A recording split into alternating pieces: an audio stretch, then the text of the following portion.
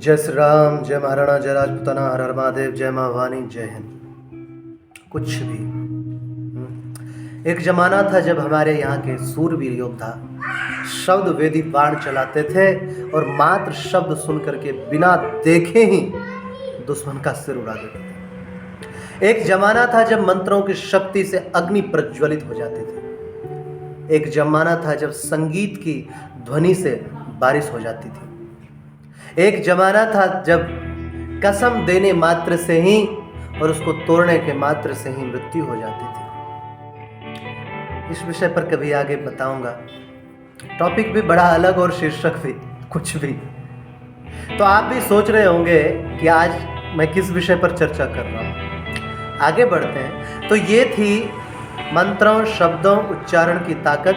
ऐसे ही शब्द अमर नहीं कहलाते।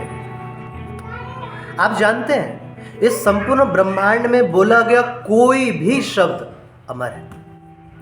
कभी भी उसकी ऊर्जा समाप्त नहीं होती, यानी नष्ट नहीं होती।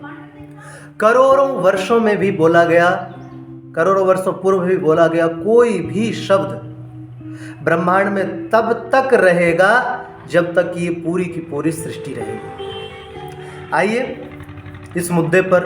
अनेक लोग सुबह सुबह पार्क में घूमने जाते हैं। क्यों भाई, क्या चाहते हो? शांति या शुद्ध हवा। जिस पार्क में आप जाते हैं वहाँ अनेक प्रकार के लोग अनेक तरह की बात करते हैं। कोई अपना दुखड़ा रो रहा है, कोई मोबाइल लीड कान में लगाकर गाने गुनगुना रहा है, घूम रहा है।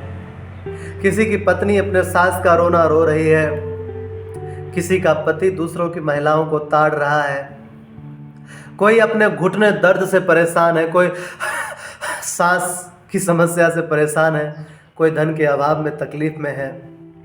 नकारात्मक ऊर्जा और सकारात्मक ऊर्जा समझते हो या सिर्फ गोबर ही बड़ा पड़ा है दिमाग में?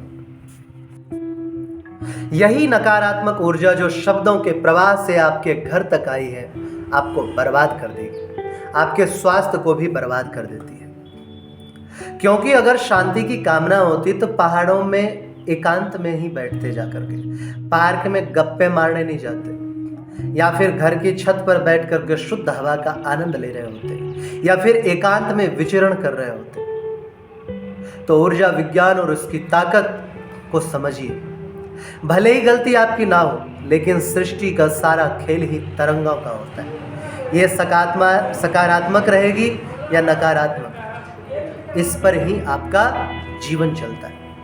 मंदिर में बजने वाला घंटा अगर शमशान में बजाओगे, शमशान में नहीं बजाया जाता है, अगर शमशान में बजाओगे, क्योंकि शमशान की ऊर्जा से घंटा भी नकारात्मक हो जाएगा। क्योंकि नकारात्मक ऊर्जा का प्रवाह शमशान में प्रत्येक प्रहर है और घंटे से जो ऊर्जा बजने पर निकलेगी, प्रभावित होगी, वो उसको और भी तेज कर देगी।